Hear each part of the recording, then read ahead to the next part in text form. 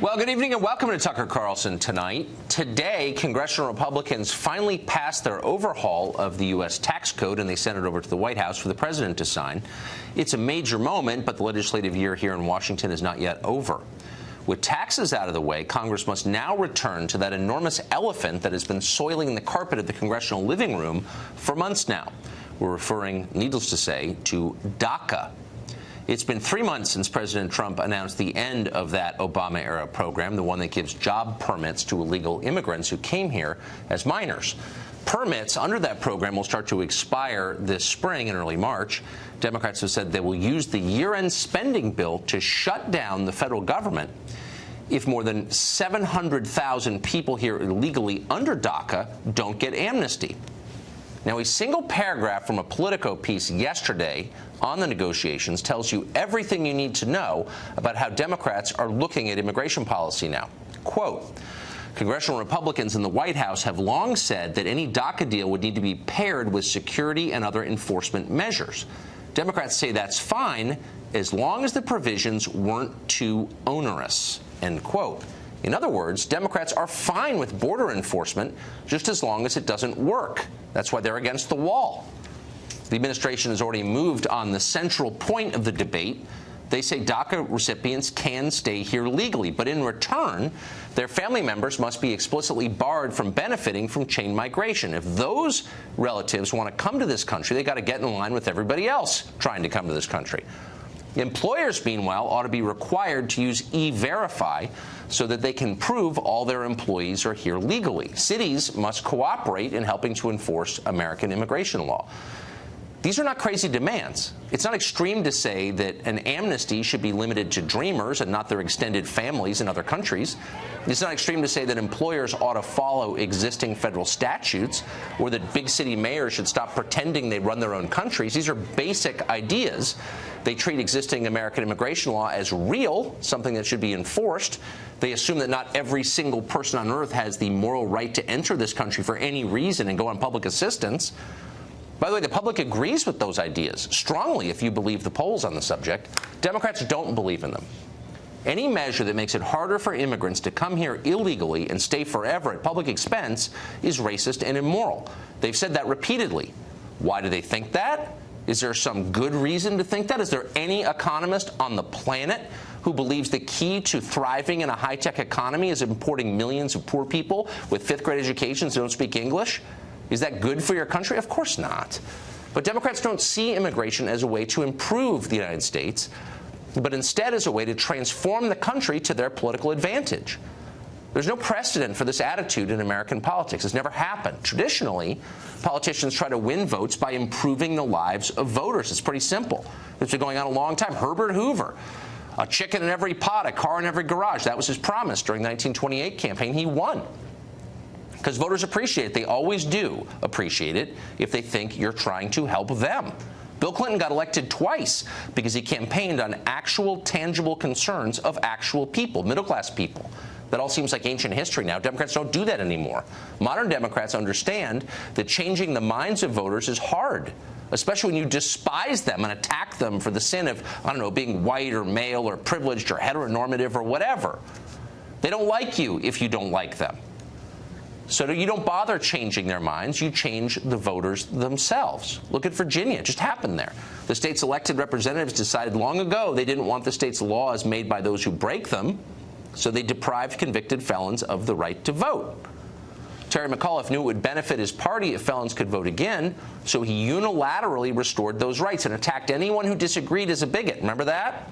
Well, currently, control of Virginia's House of Delegates hinges on a single race where the candidates literally tied with more than 23,000 votes cast. In other words, McAuliffe's gambit worked. So why not try it on a national scale with a group far larger than just convicted felons? Democrats know if they keep up the flood of illegals into the country, they can eventually turn it into a flood of voters for them. They don't have to foster economic growth or be capable administrators or provide good government. They just have to keep the pump flowing and power will be theirs. It's not a conspiracy theory. It's happening in public. You can watch it happen.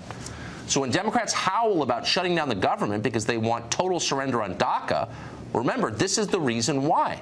Their political success does not depend on good policies. but on demographic replacement. And they'll do anything to make sure it happens. And one more thing, by the way, in the interest of nonpartisan fairness and honesty, which we believe in, it's not just Democrats who believe in protecting illegal immigrants at all costs. Senator Jeff Flake of Arizona, he's retiring, but he's still a Republican. He agreed to support the GOP tax plan in return for the promise of an amnesty deal. You thought the tax plan was about cutting your taxes or making our economy stronger, doing something for this country. But for Jeff Flake, and likely for other Republicans at Capitol Hill, hate to say it, but it's true, the real priority was making sure that not a single illegal was ever deported, because that's what they really care about.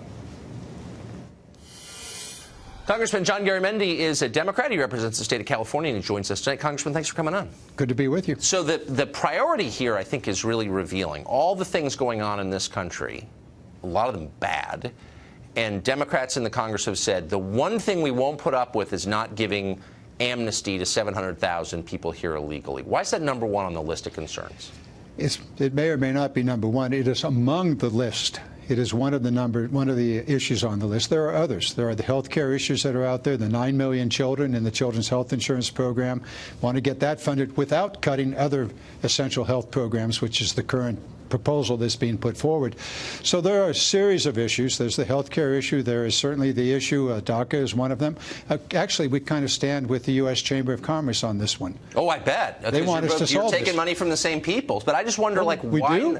Yeah, well, sure. I mean, this is a concern of big business, of donors. They want cheap labor. But well, it's more than that. Is there any economist you've ever met who says the key to prosperity is importing a lot of poor people with low levels of education? That's quite different than the DACA issue. The DACA issue are young men and women, usually that came here as children with their parents. Many young children, 5 years, even younger than that.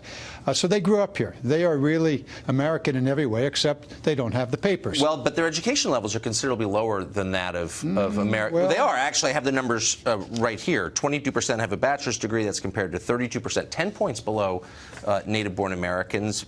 Relatively few have even high school degrees, even though the majority are adults. And many are in the military. There are some in the military. But my question is, as a broader question of policy, we're in a high-tech economy. Everyone knows that skills and education are key. Why are we letting in 1 million low-wage, low-skilled workers every year? Well, there's even a better question than that. Why did we spend $1.5 trillion and not a nickel on education, not a nickel on job training? We just did that today.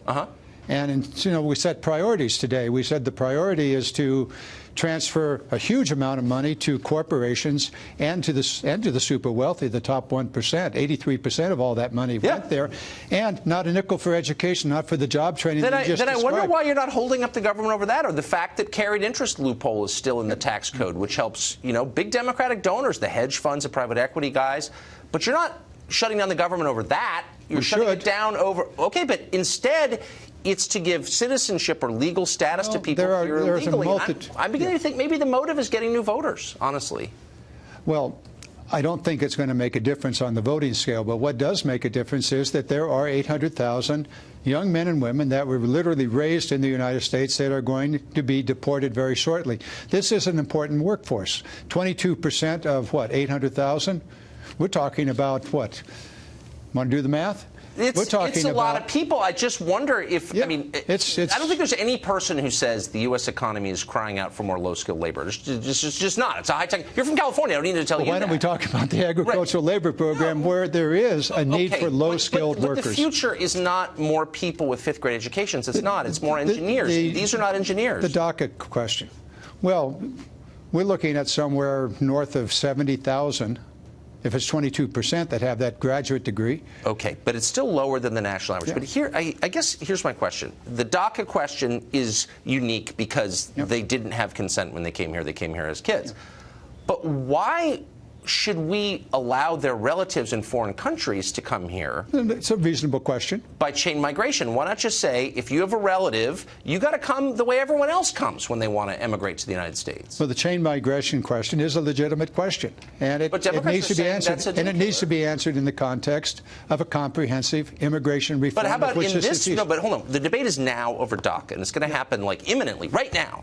And so why not just say, look, we're going to give up on chain migration, e-verify. You you should have to follow the federal law on immigration. You're talking to a fellow that's been the #1 advocate of E-Verify. Well, amen. Then I'm so glad. Why don't you convince your fellow Democrats that E-Verify, end of chain migration, real border control, end of sanctuary city nonsense, these aren't crazy ideas. The public supports these ideas. Well, there are many things that we can do on immigration policy, and those are some of them. Certainly the E-Verify is extremely important. It ought to be there.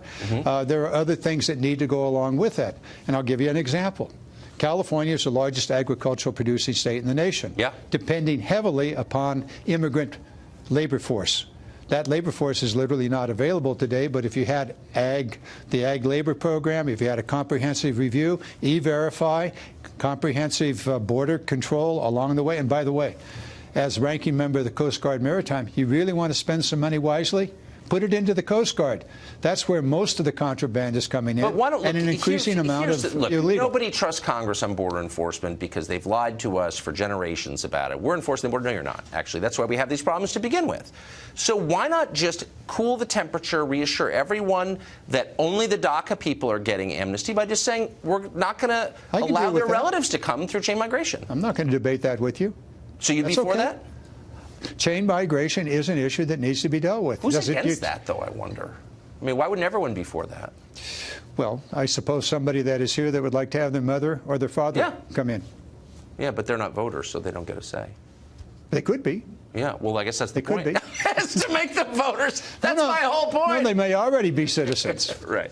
And I can give you a couple of examples of people that have become citizens. Right. And they'd like to have their family come. Of course. And they can come. They can get in line with everybody else. Congressman, thank you. Good to see you. My pleasure. Thank you.